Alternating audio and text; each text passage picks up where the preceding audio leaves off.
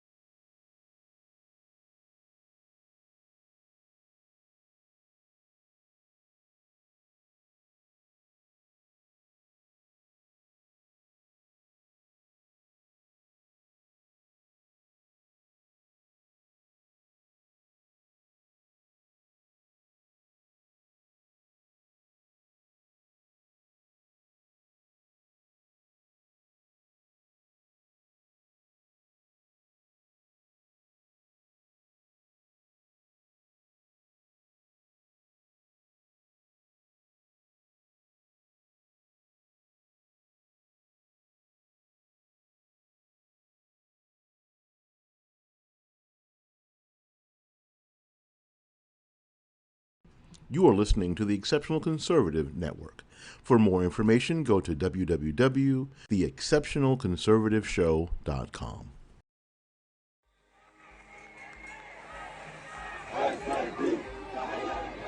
So much is happening West Africa every day. has a growing jihadism.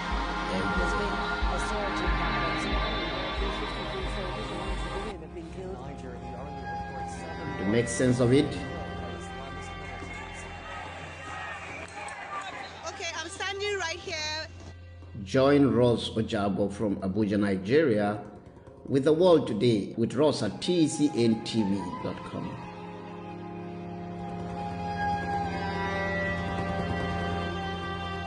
Monday through Friday, 3 p.m. Eastern Time. Join me every day. 8 p.m. West African Time. You're watching The World Today with Rose Ojabo on tcntv.com. Welcome. Get a sense of the world.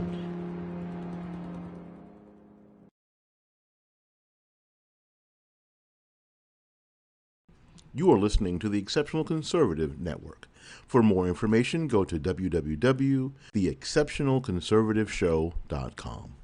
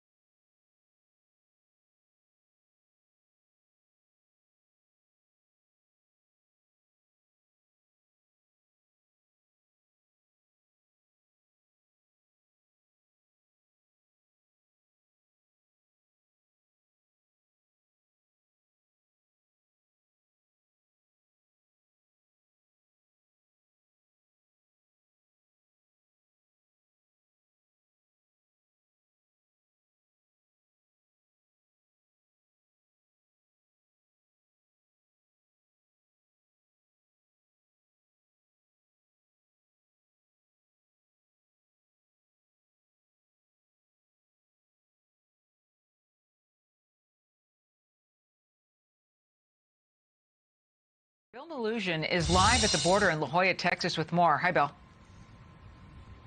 Hi, Alicia. Good afternoon to you. And look, those migrants, before they ever get here to where we're standing at the border, they got to make it through Mexico first. And there is currently a massive caravan trying to do exactly that. Take a look at this wild video out of Tapachula, Mexico this morning, where you can see thousands of migrants in a brand new caravan literally just forcing their way through a Mexican roadblock with Mexican National Guard and security forces. They literally, just like a hot knife through butter, just push right through those soldiers and those police forces.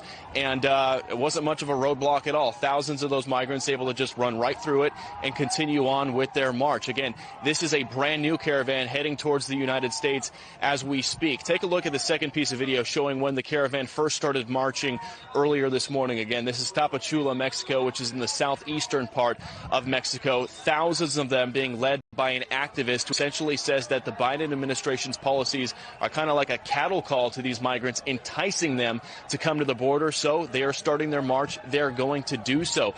This march is apparently so well organized. They have QR codes for people to participate in them, and they're carrying around American flags. They had banners that said Joe Biden for all. This is DHS sources have been telling Fox News all week. You can expect tens of thousands of migrants to start showing up at the border here, within the next week or so.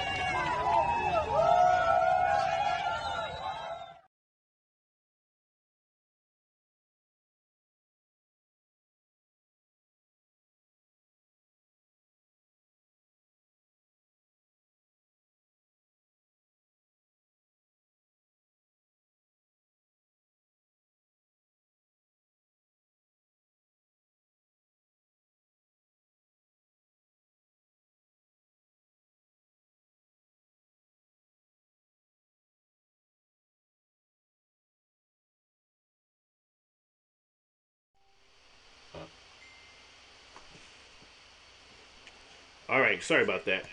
I just realized that my microphone was cut again. So, excuse me. So, I don't know what you heard. I don't know what you missed, but I really didn't say much of anything, so don't worry about it. I'm just playing those videos so you can see what was going on.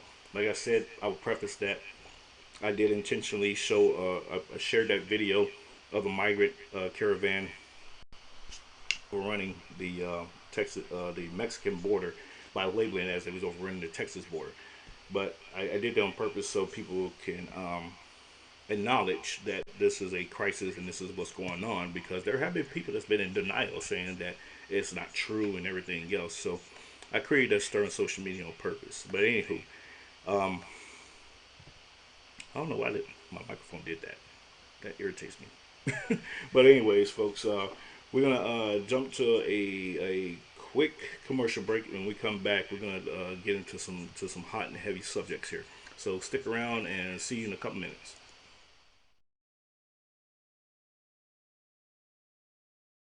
You are listening to the Exceptional Conservative Network. For more information, go to www.theexceptionalconservativeshow.com.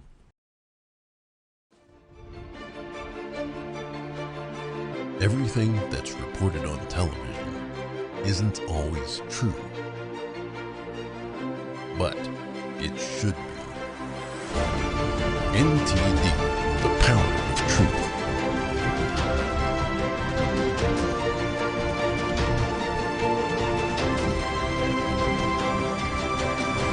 Now available 24/7 on television and streaming platforms.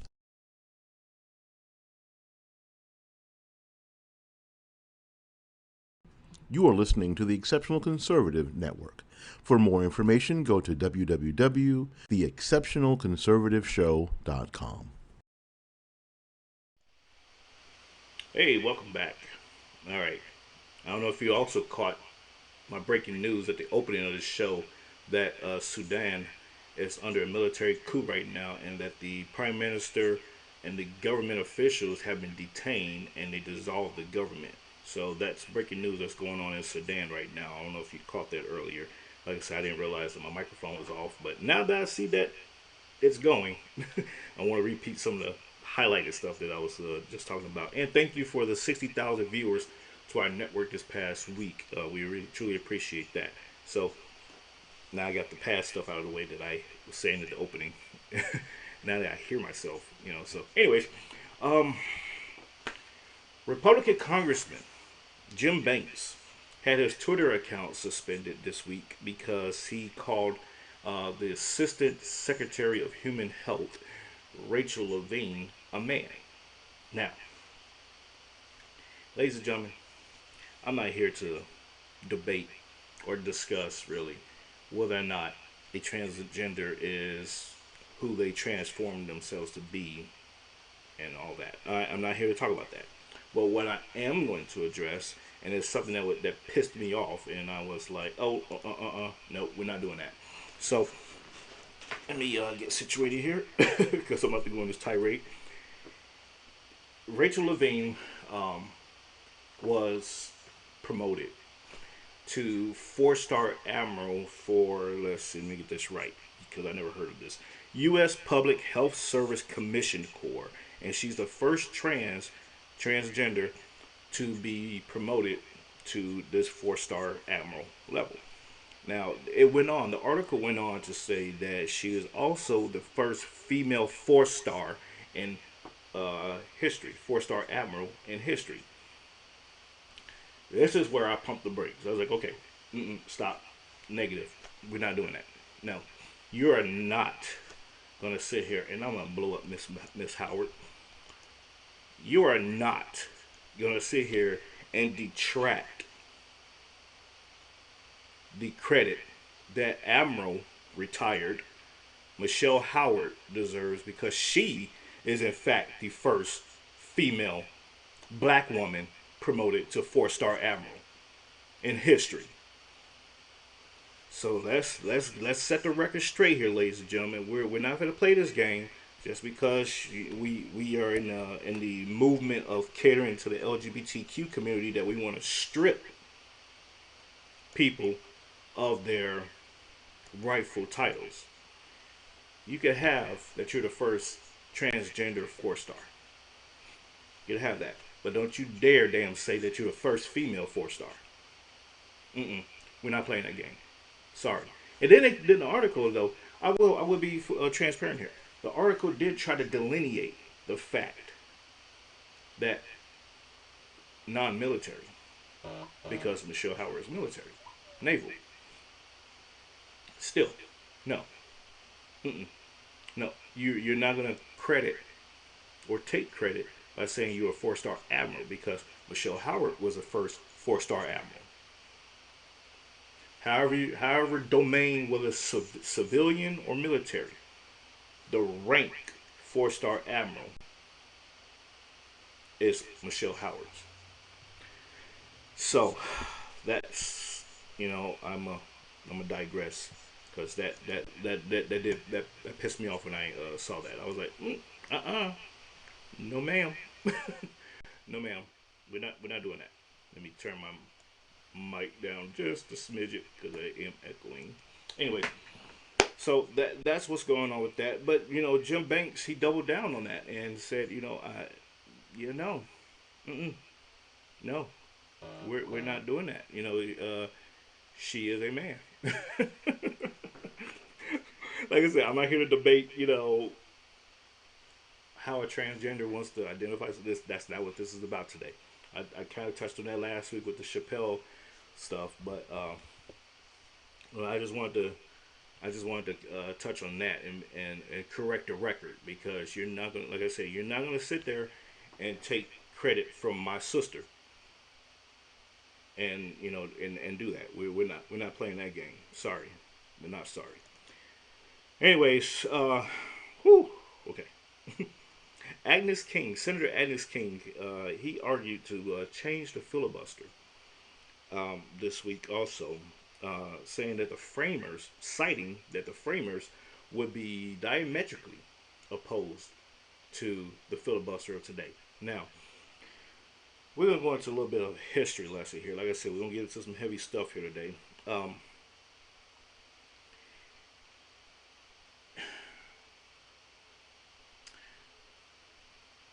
I find it troubling that we have elected officials sitting at the federal seat that don't know history of our nation, of our government.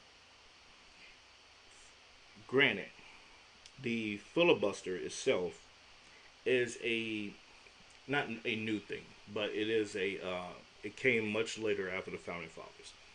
However, the founding fathers did set into the framework a system to where the minority will put a check on the majority. And this is why, and I'm gonna talk about this when I come back off of this video I'm about to show you. But there's a reason why the filibuster exists. Is to keep the Senate from being a runaway Senate, regardless of the majorityship on either side of the aisle.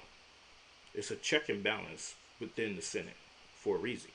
And so he proposes that they change the rule to 41 votes to stop a bill versus or stop a filibuster versus a 60 threshold to pass a bill.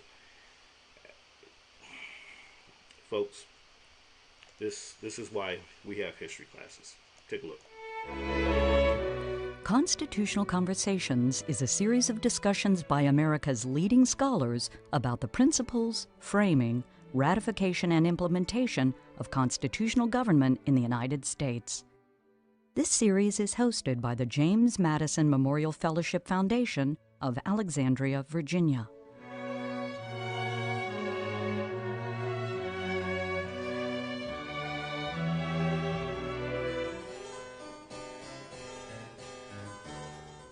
One can never, in a brief compass, explain James Madison's political philosophy. And that's because it is itself an elaborate construction. Madison was a committed Republican. He didn't become a Republican under the influence of Thomas Jefferson the way some have imagined. He was a Republican from his days in college forward. But Republicanism to him meant something more than what it had meant in the tradition of political philosophy. In the tradition, it meant small states where people interact face to face, know one another, and engage in common decision making. But Madison had come to realize that there was a fundamental instability in that small state expression of the Republican or Democratic life. And that what really was required was to give people enough exposure to the diversity of interest and faculties without surrendering to the rule of a mere faction, that they would give each other space to develop their particular interest, concerns, or needs. And therefore, the large republic argument, the extended republic argument, became for Madison the cornerstone of his political philosophy. But it was a political philosophy that also recognized that you still needed to make structural accommodations. So he tells us in Federalist 51 that there are auxiliary precautions to assure Republican safety in the government. And those have to do with checks and balances, separation of powers. They have to do with the split between state and national government, or state and federal, as we now say. All of these things become part of the picture. In other words, it takes an architecture, a complex architecture, to create the framework of liberty to sustain republicanism in James Madison's point of view. But he would still argue that once you put this elaborate structure together, it is a government that is wholly popular. It is not merely popular because there's built into it safeguards against unjust majority rule. Because that proved to be the gravest danger. The danger wasn't how to prevent aristocracy, how to prevent minority faction, because the majority could outvote the minority. The danger was how to prevent majority faction. And you can only do this through a very complex set of political interactions that had the effect of teasing out the claims, the excessive claims of political interest or economic interest, so that they wouldn't ride roughshod over the whole society. His political philosophy, therefore, was to make the operation of political society itself the basis for restraining, limiting the ambitions of political society, and thus avoiding the opportunities for, the openings for misrule, unjust rule. He said, justice is the end of civil society, always has been and always will be, and it will always be pursued, even if it costs liberty in the end. Justice is the end of civil society. So that was his political philosophy. It was to find a structure that would give expression to justice. So there you have it, ladies and gentlemen. I think if I was in the Senate and we had a super majority, I would vote to suspend Rule 22, Senate Rule 22, that requires a 60 vote threshold. I would suspend just to be spiteful. It's hey folks, hey. Like y'all wanna play stupid games? Hey, you finna get some stupid prizes. But anyways, but seriously, what this gentleman is talking about here is the mindset, the frame of mind that James Madison was under when they were constructing this government. That there's a checks and balance system between the three branches of government, and then within the three branches of government, within each branch rather, there's a check and balance system. That's why we have a bicameral legislature to provide a check and balance there. And even within that, you have a threshold that you have to meet in order to do certain things. Otherwise, you have a Congress that, bills are passed by, just one vote. And it has happened, but those are just based on the House rules of the time. But in the Senate, same thing has happened. We see that bills are passing in the Senate by one vote because the vice president is the tiebreaker. But those are bills that don't require, based on the apparatus of the nature of the bill, does not require a 60 vote threshold. Outside of that, if it's something that's going to impact the nation, you damn skip you want to have some checks and balances to make sure that the Senate or the Congress in general isn't a runaway train. Hence, the reason that the framers gave the president veto power. The president is a check on Congress. And to counter that check, the Congress would have to have, once again, a supermajority to override that veto. Because the president's job is to look out for the American people, although they may have an agenda and, they utilize their Congress if they have a unified government to push that agenda. That's the consequences of voting, ladies and gentlemen. You have to know what the hell you're doing when you're voting and the outcomes that may potentially happen. You may have a divided government, which we see right now, or you may have a unified government, kind of what we see right now, but not so much. But the president's job is to make sure that the House and the Senate does not pass legislation that could harm the American people. So they veto it, kick it back to the House and Senate, depending on where it originates from, tell them to go back to the drawing board and come up with something a little bit more sensible. And come see me again. That's why we have the filibuster. We have the cloture rule. And the cloture came about in 1975. But the filibuster itself was invented in 1917. So you have to understand why they went through these periods, because the filibuster was a talking filibuster.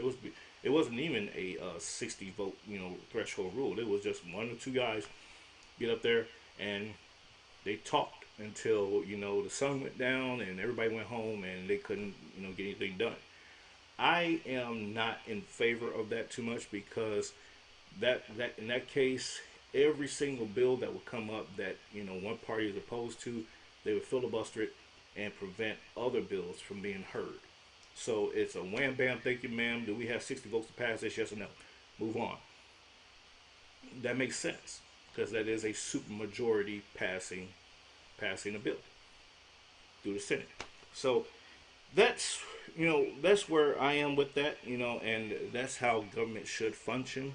Is you have your checks and balances not only within the branches, but you also have your checks and balances within the chambers. I mean, it is what it is. And so even with the judiciary, there is a check and balance within the judiciary. That's why you have 9 Supreme Court justices, and the conversation is coming up to pack the court with more justices to counter this so-called alleged majority that we have right now. But they're seeing that the efficacy of packing the court may actually backfire, because the current justices right now, the 9, they're a 6-3 conservative majority, but they're not they're not overturning or doing anything to warrant a balance or a counterbalance by bringing in more liberal justices. And at the end of the day, if you bring in, say, 7 more justices to the Supreme Court, who's to say that those 7 justices are going to actually ignore constitutional law and side the way that you want them to side? You're taking a gamble there. And I would posit that those other 9 justices would ensure within their system that these new justices adhere to the to the standing laws of our nation. So it's it's one of those crazy things that people don't think about. They just get all emotional with, oh, we need to just get rid of filibuster. We need to, get rid of this, and we need to be able to just pass stuff. And okay, there's a reason for that. You say that now, but if the House next year and the Senate flip to red control, and we push this same thing, you'll be screaming foul. But I digress. That's why I said it's important that controlling parties have a super majority and not just a marginal majority. You need to have a super majority in order to override vetoes and to be able to overwhelmingly pass legislation. Because the American people will see that meaningful legislation is not getting passed because you have factions, Federalist number 10, factions that are trying to push agendas that are not in concurrence with the American people's idea of what they want to see out of their elected officials. Federalist number 10 talks about, the political parties, factions, doing crazy things, and how there is a need for a balance. Federalist 51 that he mentions, 53 and 54, and I believe also 56. 53 and 54 talks about the House of Representatives and how it should function. 56 talks about the Senate's role in checking the House of Representatives. That's why you have a lower chamber and upper chamber, ladies and gentlemen. Folks, not to bore you with the government 101 here, and it's stuff that we all should have already experienced back in the day, but I'm going to jump to a quick commercial break, and when we come back, we're going to wrap up with some funny stuff. So keep it locked right here. We'll see you in a couple minutes. You are listening to the Exceptional Conservative Network. For more information, go to www.theexceptionalconservativeshow.com.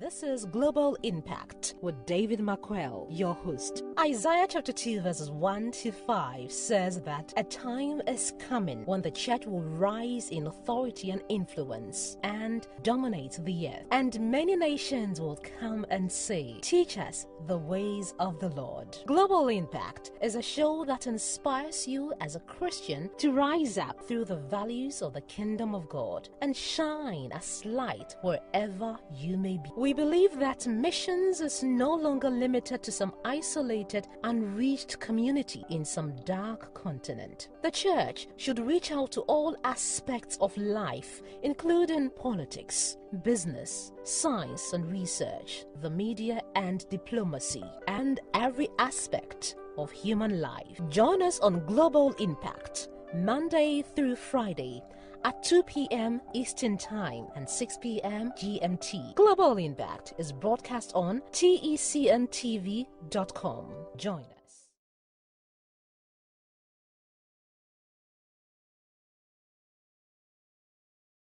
You are listening to the Exceptional Conservative Network.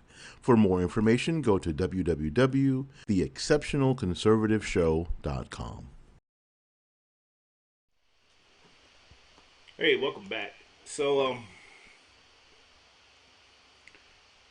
over the week, last week, towards the end of last week, Joe Biden was he did a CNN town hall, and he got a scathing review on his performance at this town hall. And I personally did not watch it. I did not catch it. All I just saw was just clips here and there that people are throwing around on social media about it. But, however, Sky News Australia has no chill. I love these guys. I wish I could work at Sky News Australia one day, because I would have fun. I don't even care what capacity it would be. I could be the weatherman. I could be, shuffling papers, shredding papers. I don't care. Just this bunch, they are a hilarious crew, and they give 0 F's about Joe Biden. So this particular segment here I'm about to show you is exactly the coverage that American media should be doing. This is how you accurately depict and capture what's going on with the current administration. And if the American media was doing this kind of coverage, the American population will have a better picture and a better understanding of what they're getting into, and have a better participation rate, and they will do their due diligence in ensuring that they know the kind of people that they're trying to elect to office. So here you are, and enjoy. Quick question for you out there. Who do you think has the most stressful job in the world? Maybe it's an air traffic controller trying to guide pilots in safely in a storm. Or maybe it's an emergency room physician trying to save lives after an accident. Or could it be that the most stressed people in the world are Joe Biden's handlers just before the president walks out on stage? Now, if you haven't heard, Joe Biden had a CNN town hall meeting the other day.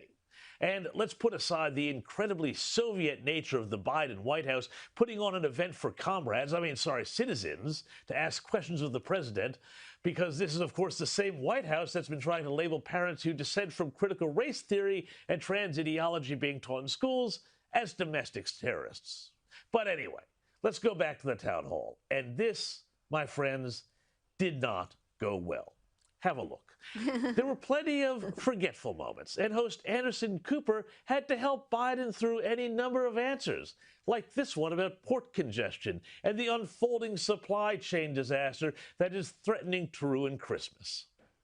All products coming into the United States of America on the West Coast go through Los Angeles and what am I doing here? Is it Long Beach? Long Beach, thank you.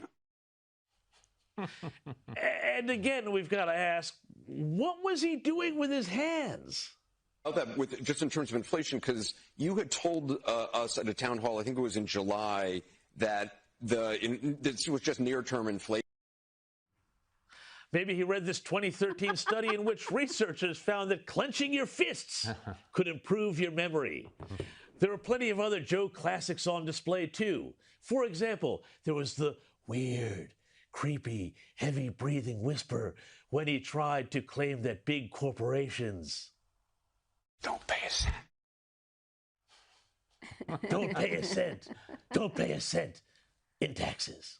There were the rambling answers, such as this one about, and just see where he goes with this, about high petrol prices. So but I must tell you, I don't have a near-term answer. There's two things I could do. I could go in the petroleum reserve and take out and probably reduce the price of gas, maybe 18 cents or so a gallon. It's still going to be above $3. And one of the things that I refused to have happen, because I didn't want anybody, I made a commitment, if you pass the stuff I'm talking about, not one single penny in tax would go against anybody making less than $400,000. And so, if you notice, these highway bills are not paid for by gas tax. And he was wearing an onion tied to his belt because that was the fashion at the time. But anyway, prices at the pump might not be such a big deal if Biden didn't come in and wallop the oil and gas industry pretty much the first order of business after he was sworn in. But, okay, fine. Sleepy Joe also told us that he was too busy, yes, too busy to get to the southern border with Mexico, where as many as 400,000 illegal migrants are now expected to come across the border every month. Do you have plans to visit the southern border? I've been there before, and I haven't. I mean, I know it well. I guess I should go down, but the But the whole point of it is I haven't had a whole hell of a lot of time to get down. Yeah, hasn't had a whole hell of a lot of time doing, I don't know, looking after the thing. And, you know, come on, man, I could go on, but it would take literally the rest of the show and all morning. Credit to Walkaway Joe Biden, I guess, for taking questions, even in such a highly scripted softball Soviet-style affair. But Americans and everybody else should be disturbed by this doddering, feeble old man running the most powerful country in the world, because what we saw there was nothing more than a propaganda exercise designed to shut down perfectly reasonable perceptions that this is an administration that is stumbling from failure to chaotic failure, and with the worst still yet to come. Mein Führer, dann ist die 9. Armee verloren. In einem rücksichtslosen, mit aller Kraft geführten Gewaltschlag zurückwerfen.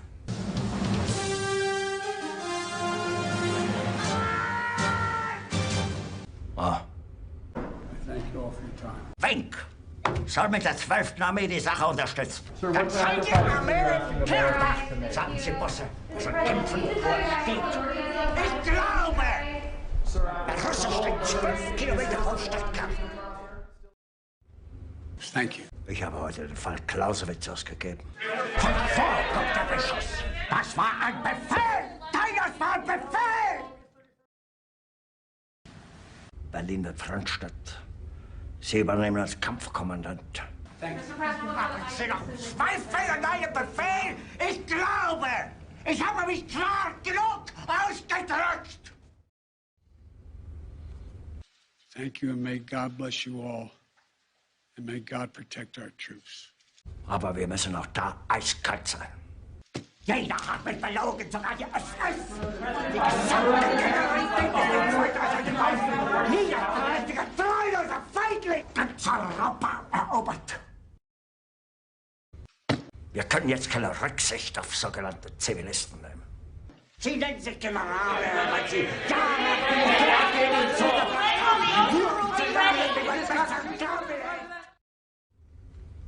So that's what happened. Thank you very, very much. In einem Krieg wie diesen gibt es keine Zivilisten. Thank you. Ich hatte Unterhand getan. Und dann alle Offiziere liquidieren zu lassen. Wie Stalin! Thank you all very much. And God bless you all. May God protect our troops. Thank you. Ich war hier von der Akademie. Mr. President, what kind of impact does it have when celebrities like Nicki Minaj? Thank you all very much. Allein auf mich gestellt. Status of getting Americans out of Afghanistan? Mr. President, what about booster shots? What about future about booster shots, sir? Thank you. Much to talk about. Thank you all very much. Es ist unmöglich, unter diesen Umständen zu führen. Das ist das Schlimmste für mich! Wenn zwei unberechenbare Künstler einen anderen ja. Get vaccinated. Aber dafür sind die jungen Leute doch da. Weinstein! Mit ihrem eigenen Blut!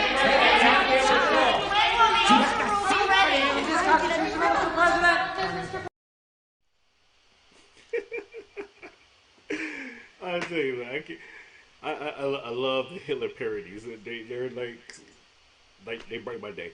But seriously, he says something there. The media helped you win, and that we elected a old fool. But that goes. It speaks volumes, though. You know, seriously speaking, this speaks volumes to how America is seeing this guy right now. Brandon. Joe Biden with an asterisk, president type. They're seeing, like, you know, okay, he's not taking questions at the press conferences anymore, or not even press conferences, but when he, you know, speaking and everything goes, and it's for a reason. Outside of the script that he's been given and that teleprompter, he cannot coherently function outside of that. that town hall meeting, you saw he just like froze up and he's like, I hope you don't ask me anything crazy. But I don't know. It's not me making fun of the mentally deteriorated or anything like that, but nonetheless, he is the leader of the free world, and he is not excused from the criticism that is so rightly coming his way, because he threw himself out there, to become president, and this disaster after disaster after disaster in this administration is speaking volumes to the competency level, not only on his behalf, but those who are around him. And so we got two more years of this. So 3 years, 2.5, 3 years of this. But anyways, folks, pray for us. Pray for yourself. Pray for me. Pray that this nation will be able to be healed from the madness that we're enduring, because we got a long way to go. But anyways, seriously, I'm gonna go ahead and jump out of here. Thank you all for tuning in. I apologize for the disruption at the beginning of the show with my microphone. It's so weird because it just kind of like automatically just shuts off, and I can see the bar is not going, and I'm like, oh, the volume's not going anymore. I don't know. That's what happens when you do a live show. You just kind of have these crazy things that happen in between, or whenever. But anyways, you can follow me on Twitter. Twitter, Gab, MeWe, Rumble, TikTok, Instagram, Facebook, at rperham. That's RPURHAM. Don't forget, coming up at 2 o'clock p.m. here in a few minutes, East Coast time, you will have Dave McQuell with Global Impact coming up next. Then you will have, after that, Rose Jabba with Your World Today. They will be covering what's going on over in Africa, because that's where they are. They're over in Africa, on the West Coast there. So tune in and check them out. Stick around. And if you want to support my campaign at rperhamforus.com, let me drop my head there. It's right above my head, and on my hat. rperhamforus.com. Also, you can Cashapp, PayPal, Zelle, all that good stuff. You can donate, contribute to the campaign, to the cause of taking back the U.S. House in 2022. And then if you would like to be a guest on the show, you can reach out to me at rperham@gmail.com, and we can set things up from there. And if you want to be a sponsor and say, hey, I want to advertise on your show, to drive revenue to you and I, that would be a great thing as well. I am all for that. You can go through the same channels to do so through that. So with that being said, take care. God bless you all. Be safe out there. And we will see you all on Friday. God willing, God bless. Take care.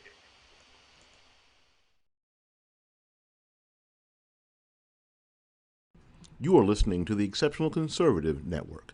For more information, go to www.theexceptionalconservativeshow.com.